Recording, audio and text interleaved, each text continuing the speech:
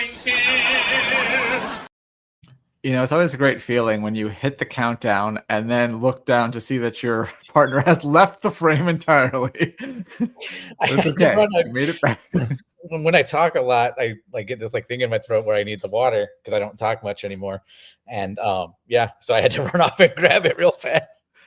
Well, good morning, everybody. Welcome to the Disney Morning Show Tuesday edition. I am Kyle, the editorial director at Laughing Place, and joining me once again today is Tony. Hello, good morning, everybody.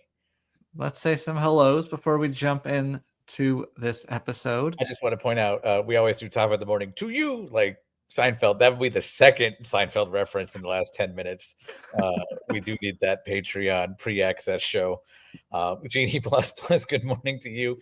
Gio, good morning. And Fred, hello. Yeah, as you said already, top of the morning, but no worries. You left early. You have a life. That's fine. Roofman, I haven't seen much about Roofman, but I did see there was a promotion at Alamo that if your name was Jeff, you could get in free on opening night as an apology for the 21 or 22 Jump Street. One of those.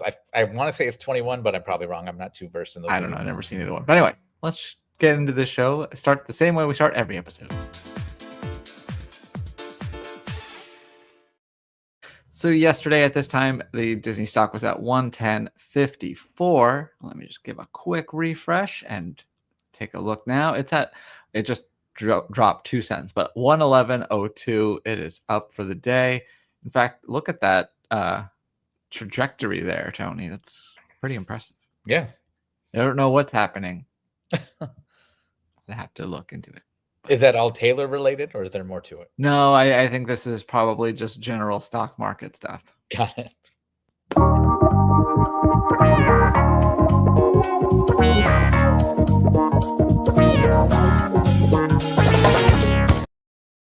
Well, we got some... It's 22, by the way. Thank you. We got some news yesterday about tonight's episode of High Potential. The one and only Bill Nye, the Science Guy, will be appearing. Apparently, he'll be playing himself, but as imagined by Morgan as she tries to solve this week's case. Bill Nye, if you were in school in the 90s, they had a very popular TV show that made science fun, and also starred in Ellen's Energy Adventure. And it was also had some stuff like Innoventions and stuff, right, Tony? He had 3 presents or things that had him in it that I can think of at Walt Disney World: Dinosaur, Ellen's Energy Adventure, and Cyberspace Mountain at Disney Quest. He's in Dinosaur? Yeah, he narrates in the foyer with the Carnotaur skeleton. Oh, okay. I was like, are you confusing it with the dinosaur section of Universe of Energy? No. But yeah, so I haven't watched High Potential, but I am a big Bill Nye fan. So I was going to ask, is High Potential like the one where if there's a guest star, they're the one who did it? Well, but apparently he's imaginary in this. So based on the little bit that I read, imagined by Morgan. So he can't do it, is the bottom line. But a voice I heard just moments ago. Yes, Disney legend Don Hahn is going to be honored with a Lifetime Achievement Award at the Walt Disney Family Museum in San Francisco. He is already a Disney legend, but yeah, so this is a big one, the Diane Disney Miller Lifetime Achievement Award, and it's going to happen next month. But if you are in the area, don't plan on attending in a haha you can't go kind of way. They have announced think again moment. Say that again. A think again moment. Yeah, because it is going to be invite only. They're just letting us know it's happening. I guess because the hours of the museum are subject to change that day. So, speaking of things that might change, Tony, let's talk about Cotino. Cotino, the first Storyliving by Disney Community, gave us a first look at the Artisan Club. Now, some residents are already starting to move in to this community outside of Palm Springs in Rancho Mirage, California, in the Coachella Valley. But some of the first residents are starting to show up. Membership is optional. You don't have to be a member of the Artisan Club to live there, but if you are, you get to experience stuff like this. There are 2 restaurants, Architect's Fork, which I want to point out they did not use a possessive S. So I don't know if it's only for architects eating there or what. And then a poolside bar and grill called Plot Twist, really embracing the storytelling idea with specialty drinks. And then I guess there's pages of books all on the tables and throughout the bar area. But the one that's going to be catch the Disney fans off guard, I think, are a number of wellness classes that are themed to Disney movies. Including Moana breathing exercises and like Latin dance inspired by Encanto. There's strength training classes themed to The Incredibles was also mentioned. But yeah, check out the post. We have a full list of just a sample of a full list of just some of the ones they told us about. But yes. And what I was joking about earlier is, some of these photos say water levels may fluctuate. I'm like, imagine if they put disclaimers like that on their concept art. Like, this isn't really happening. And it took me a second to figure out why they might do that. I'm like, oh, because it's also the desert, so they might be very low water levels, because that is basically a man-made pool designed to look like a bay. But yeah. And you're talking about the apostrophe S. Does it bother you that Smuggler's Run doesn't have an apostrophe? Well, because we're all smugglers. So it's just a Smuggler's Run. It's not a smuggler. Nobody owns it.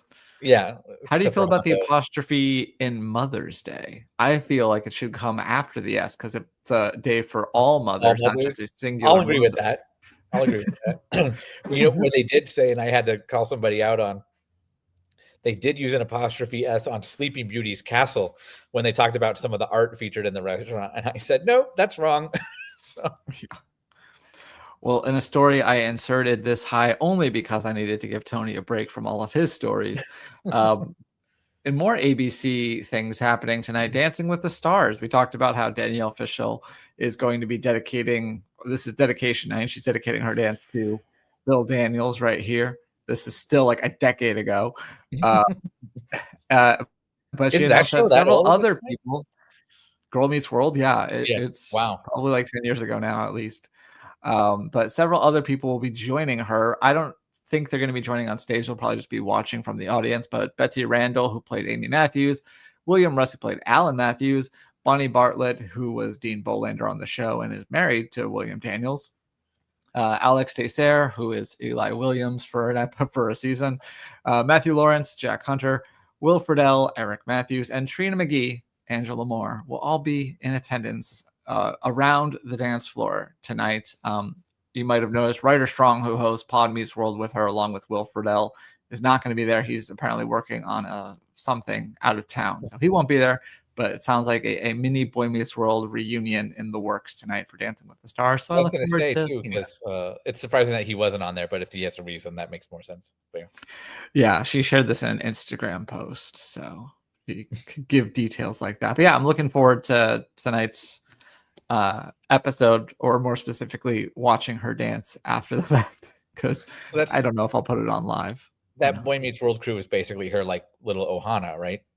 Except for Ben. Yes, definitely her Ohana. Yeah, he doesn't come around anymore. But yes, Ohana. I was trying to segue into these. I know you were. That's why I brought it back. I just felt like mentioning the fact that Corey's not there. These new shoes from Brooks are going to be part of the Wine and Dine half marathon, themed completely to Stitch, with the color scheme and everything like that. They're going to be exclusively available at the expo for the 2025 Wine and Dine half marathon at Walt Disney World next week. But yeah, has there ever been a more early 2000s logo than this? The whole shoe, in my opinion. I do like the look of it. They're fun. I really didn't notice like in person how cool the shoes are until recently. Actually at that D23 event the other day, where families were like just wearing them all matching, and I thought they were cool. So I'd be excited to see this in person, because I saw the Haunted Mansion ones, and I remember seeing pictures of those before, and those really didn't do them justice, because then I saw them in person, like, oh, these are actually really cool looking. So I think it's. Have you worn them before? No, and there's a couple different models. So some of the Run Disney ones are the Ghost model. Okay. This seems to be Glycerin, which just makes me sing Bush. which is also true. Yeah, and they'll be retailing by virtual queue only for the expo for 175. They did also kind of tease that they're going to have more shoes at the expo. They didn't specify what character inspiration. they have some standard models now. They have like the Mickey and Minnie and stuff, Yep. and then they've been doing some special ones. So yeah, and they've also, after the fact, if there are any leftovers, they've come online. You have to join Brooks's membership thing, which is, just give them your email basically. It's free, so keep an eye out if there are any extras. And this feels like one that it's not like the Haunted Mansion where it feels tied to the event, so they could probably bring this out again and again. Gio points out something I was thinking too. If they were a little cheaper than 175, I'd consider something from Brooks. My shoes are usually around 80 to 100, so it's not too far fetched, but also like we go to the Adidas outlet in Branson usually. Anyway, speaking of discounts. And discounts, yes. Disney Store is offering a special perk for Walt Disney World annual pass holders, giving them a 20% discount on merchandise at the Disney Store website. There are full instructions on how to use that discount on our post. Most of it is having your annual pass tied to your Disney account and using a special code, which I do believe is WDW20, but double check that on our post there. You don't need to connect your thing. It's not like you can just use that. Yeah. And then it is also only available for a limited time, starting tomorrow, October 15th through October 26th. And I'm sure there's restrictions too. There are. One I caught that I was a little upset about in the fine print was basically not valid on Roosevelt's shirts. So. Yeah. Well, guess what? We actually have a review today. And I've had my share of bad reviews. I still remember my first good one, though. Everything else in this production of Our Town was simply terrible. Joey Tribbiani was abysmal. The final season of Solar Opposites is coming soon to Hulu, and our own Mike Celestino took the time to review it. His headline is: the final season of Hulu's Solar Opposites offers closure for the Slorpians? I don't know. The Wall, the Silver Cops, and more. This sounds made up, which I guess it is, because everything is made up. But his final paragraph: the big question that most fans are going to have as they head into the final season is whether or not it provides suitable, rewarding conclusions for numerous characters, both central and supporting, that inhabit the world of this cartoon. Do you take issue with the use of cartoon there? No. Okay. And I think the short answer is yes, it does. Having just wrapped up watching the series finale, I'm guessing that the writers made an effort to revisit previous seasons and take notes on any dangling plot lines that could use wrapping up before the conclusion. I'm just going to skip ahead. As for the future of the show, Corvo does make another fourth wall shattering remark about the possibility of getting picked up by another network. But even if this is true, the last we see of this, but if this is truly the last we see of the Slorpians, I'll be happy that it got a good 6 seasons, 4 holiday specials, and lots of zany alien hijinks. So there you go. Interestingly, I think we talked about this recently. You can also catch the first 5 seasons of Solar Opposites on Netflix if for some reason you're a Disney fan who has a Netflix subscription but not a Hulu subscription. It's true. Real quick, I just wanted to address the cartoon use. Usually I'm okay if it's a short or anything under 30 minutes. Okay. But yeah, if it's a full-length feature and somebody calls it a cartoon, that's when I kind of like twitch a little. But okay, good to know. I like to know your nomenclature. That's all. And the rest. Is it me? What? Oh, never mind. I thought there was another review or something. Nope, just that.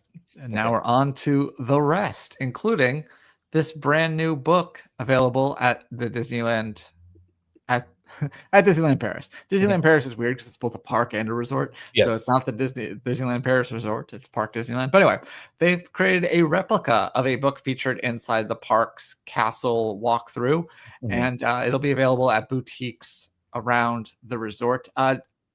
Did not give pricing from what I saw, but it looks pretty nice. It's all in French, of course. I even went to the publisher's official site looking for a price or more information, and it didn't even really acknowledge that it said that they do Disney, Marvel, and Star Wars books, but they didn't specify.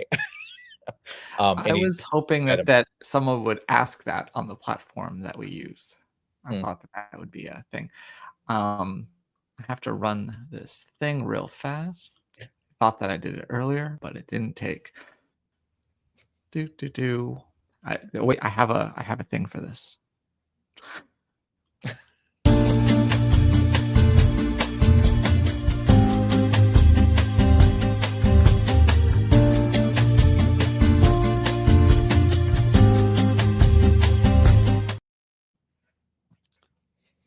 Okay, sorry about that. In addition, that's over in Disneyland Paris, but right here at home, Disney is releasing a new line of military-inspired merchandise for 2026. They're calling this Mickey Flage. Very clever. Just a camouflage Mickey, and the lineup includes shirts, a hat, mug, and for the first time, apparently, a pin, a cutout pin that you can see there. And they didn't give a whole lot of information on this, but you can find these presumably soon at the parks and presumably on Disney Store. Gio wanted the black box and the technical difficulties to bounce off the sides like the DVD logo. I hate to tell you that I don't think it ever does. Just that little, it's never.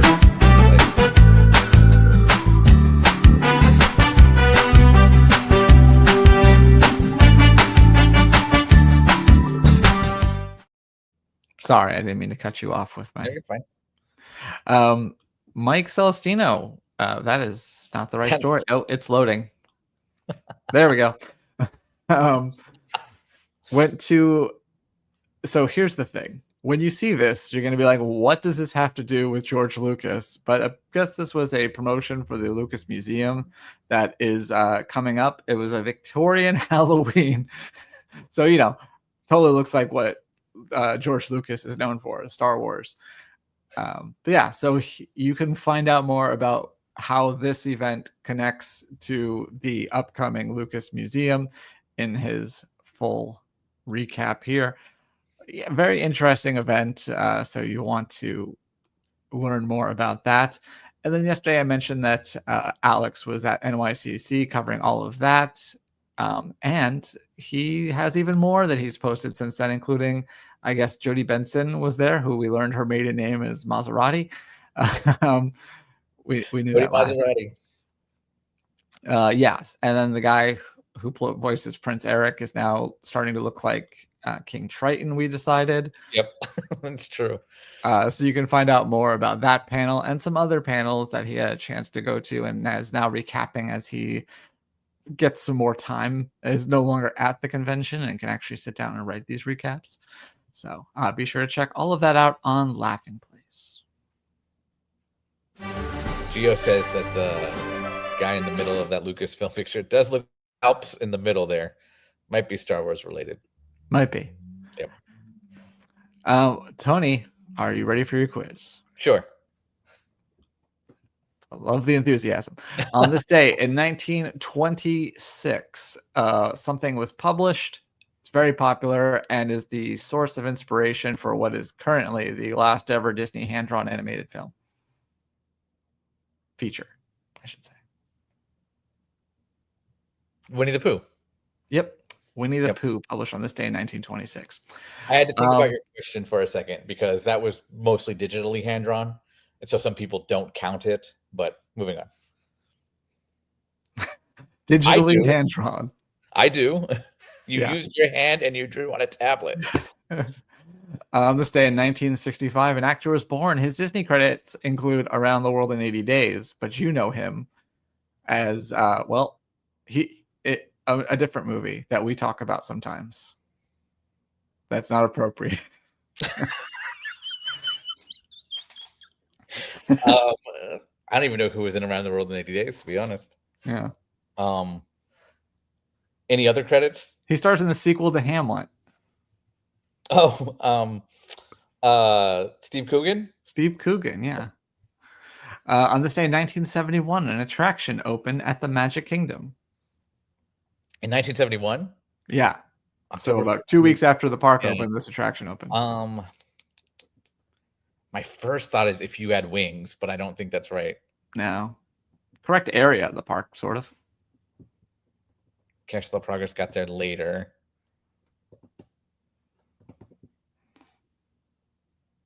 I don't think was People Mover there. Apparently, or that's not the answer. How about that? Okay. Mission to Mars. No, Rocket to the Moon. no. Oh, I'm just in Tomorrowland. Yeah, continue that. I think. Astro Orbiter or No. rocket jets at that point. No, Star jets at that point. no. Tomorrowland Speedway. What was? I You don't. said 71, right? Yeah, I actually don't know where this was in the park. What I was haven't it? gone a long time. It's 20,000 Leagues Under the Sea. Oh, that was in Fantasyland. Oh, it's in Fantasyland. Okay, I'm a Disneyland boy, so I'm Yep. like, yeah, it's in Tomorrowland. Sorry about that, but yes, would you have gotten there if I said the correct land? Probably. All right. Yep. On this day in 2005, a Disney Channel movie was released starring Tia and Tamara Mowry. I don't know what it's called. So It's called Twitches. Twitches. They're teen witches or twin witches. I don't know which. Both. Yeah. And finally, on this day in 2009, an attraction of sorts, an attraction opened within an attraction at Epcot. So it was something in Inventions. And will soon be reopened in the form of a Tony Stark attraction at DCA. Oh, so it's Some of All Thrills. It is Some of All Thrills. I was going to guess that or Stormstruck, but good guess as well. And now, go ahead. Fred says for Winnie the Pooh, he will be in Speedstorm next week. I have not played that. You know what game I am playing? I pretty much played every night is Disney Magic Match or whatever it's called. Oh, the supposed to be relaxing puzzle game. Yeah, that's what I said. And Morgan goes, "It is relaxing." I go, no, there's a countdown clock, and I have to achieve things. No, this is not relaxing. It's about as relaxing as Pop-O-Matic as right. No, not Trouble. What's the game? Perfection. Yep. Yeah, that's horrifying game. Anyway.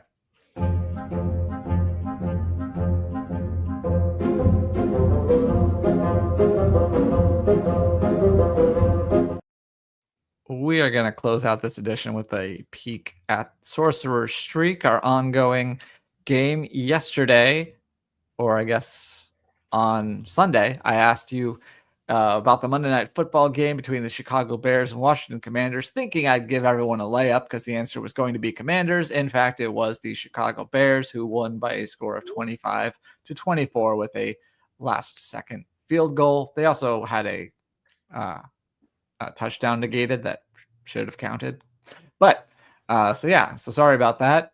Might have blown some streaks if you had a chance to answer that one. For today, yesterday's question was about Winnie the Pooh, the many adventures of Winnie the Pooh. Will it have a wait time at Magic Kingdom of over 50 minutes by 4 p.m. Eastern? Let me go ahead and take a look at where it's at right now. Is that for today? Looks like it's been high as 40 today, so not quite to that threshold, but it's still got plenty of time. Still only 1 o'clock out here. Yeah, so you got about 4 hours to see if that time can move up 10 minutes, and if so, then the answer to that will be yes. But today's question is on October 15th, 1998, Fantasmic officially debuted at Walt Disney World. So I guess if we do this day in Disney history tomorrow, you already have a leg up, Tony. In honor of his vivid imagination, Will Laughing Place publish an article between midnight and 5 p.m. Pacific tomorrow that has a featured image, which is the images that appear on the Disney news page, with Mickey Mouse Anywhere on it. So I did not limit it to Sorcerer Mickey. Any Mickey will do. So place your bets on that. And I will be opting out of this one since I have too much control over it.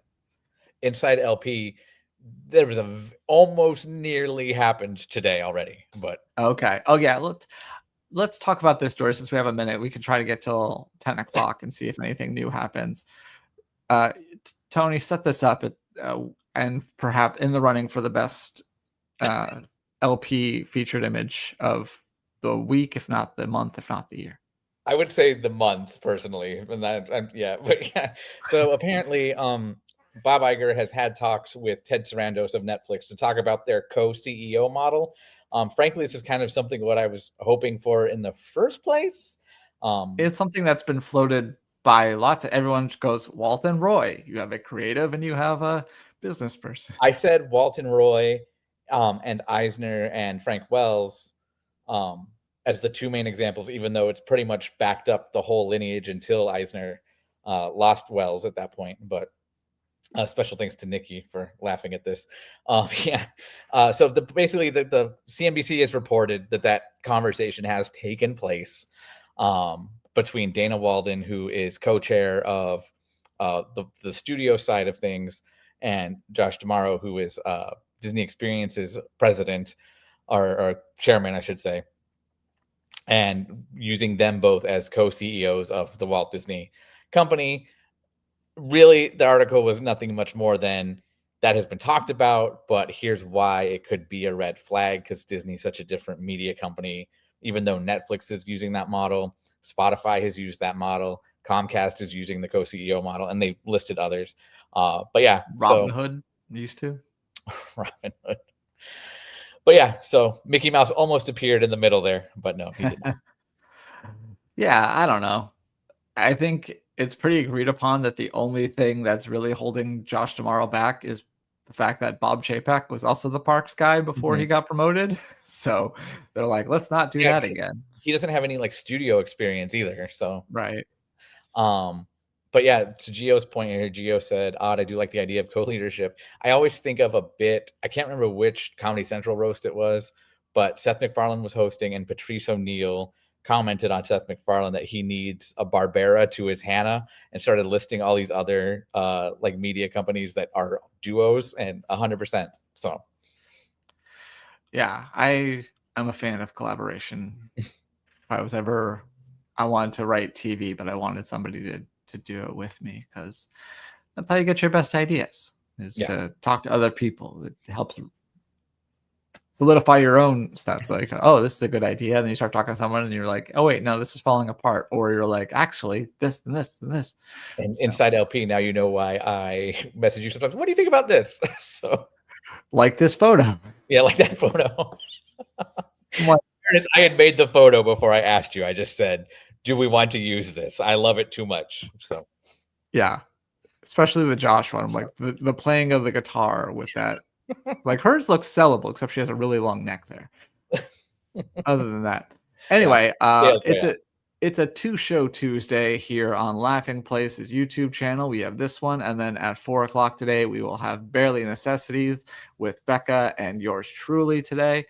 So look forward to that. I think last week we tried non-alcoholic beer on the show. I think today we're going to try the coffee component to that, because last week's was a coffee beer. This is a hops flavored coffee.